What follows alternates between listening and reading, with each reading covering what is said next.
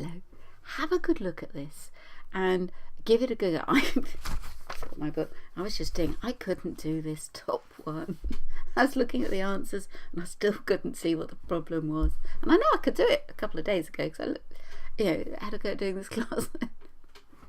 So, and where I made the mistake was not reading it in silly voices in my head. "My dear Mr. Bennet," said his lady to him one day, "have you heard that Netherfield Park is let at last?" Mr. Bennet replied that he had not. Now, his lady, who's his lady? That's his wife. So we've got, there's our speech marks. There across, said his lady to him one day, "Have you heard we needed opening speech marks?" Just there. Because does she need a capital? No, because she's carrying on the sentence. So we've interjected, said his lady to him one day, and then she carries on speaking, but she hasn't broken off her sentence, so she carries on without the capital. So that's what's wrong there in A. We want the speech marks. "But it is," returned she, "for Mrs. Long has just been there and she told me all about it." So with speech marks, open, close, open, close. Let's have a look. We've got capitals, commas in the right place. Again, we need a comma there, and we start with a small one because she's continuing her sentence.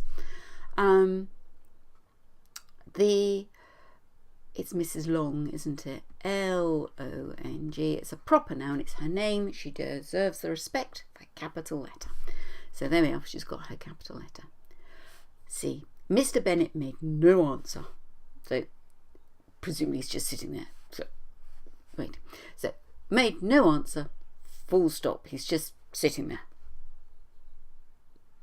Not helpful, is it? But finish off what he's doing. He's not doing anything. "Do you want to know who's taken it?" his wife cried his wife impatiently. She's getting into our gossip thing, isn't it? Woo! Do you want to know who's taken it? She's asked a question, and therefore just in here, we want a question mark before the speech marks. The speech marks were there. I've just written all over it. Cried his wife impatiently. "You want to tell me, and I've no objection to hearing it." This was invitation enough. So it's fairly lazy of him, isn't it? I mean, we're not here to discuss the characters, but he's letting her talk, but he's not. He could be a bit more polite. So he wants to hear the gossip whilst remaining fairly aloof and pretending that he's above such things. So she wants a capital because here she is starting a new sentence. "You want to tell me?" And sorry, no, he's saying it, isn't it? "You want to tell me?" Obviously she's busting to tell him, and I have no objection to hearing it. So he started, so off he goes, beginning of his sentence. He wants a capital there just before the speech marks. Keep going with the punctuation. A lot of children kind of give up on it a bit. They think, "Oh, I can't do that."